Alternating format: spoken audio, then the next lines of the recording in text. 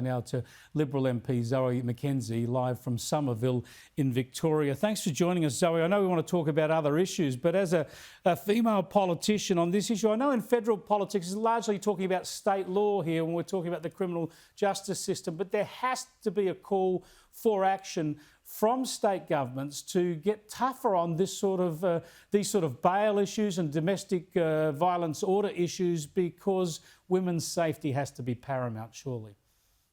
Absolutely, Chris, you're right. Women's safety does have to be paramount. I had a roundtable a few weeks ago with Karen Little, who's our spokesperson on family issues, and she came down and listened to the interest all around our community in terms of what's going on.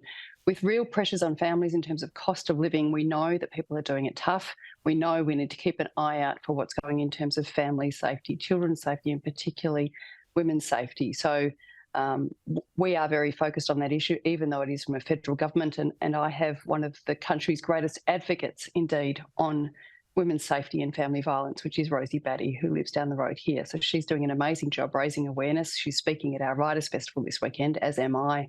And she really is raising this issue across the country. Indeed, her horror played out in your very idyllic corner of the world. Yeah. Now, Zoe, on to federal political issues, and the Prime Minister trying to force Elon Musk into taking down videos of violence, in this case the stabbing that occurred in the church in Sydney last week. Here's Anthony Albanese. This bloke thinks he's above the Australian law, that he's above common decency.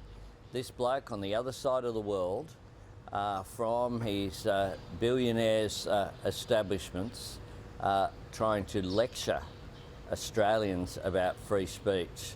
Well, I won't cop it, and Australians won't either. Yeah, well, I don't know whether that sort of sparring helps anybody, but should Australia have the sovereign right to bar videos going up on social media?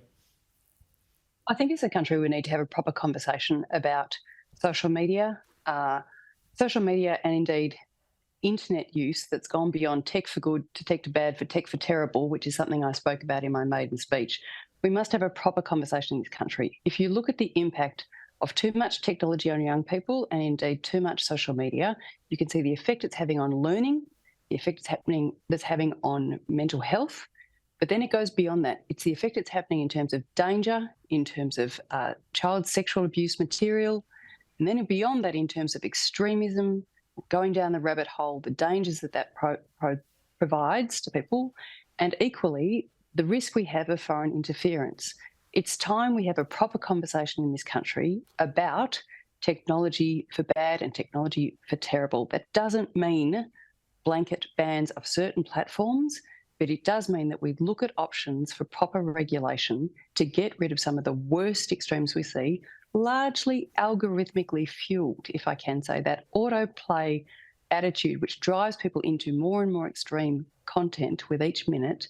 That's where we need to pay attention to make sure that we are keeping conversations informed, civil, and that in fact free speech is based on availability to all speech rather than just the ones that the algorithms or the platforms choose to throw up. But this is the problem, right? This is a complex area, and I feel that there's all sorts of double standards and Trojan horses being used here. For instance, Anthony Albanese wants this video of a stabbing taken down. Now, we don't want, violent crimes videos around the internet, but in defence of that, it's something that happened. It's something that was live streamed. It's something that was captured.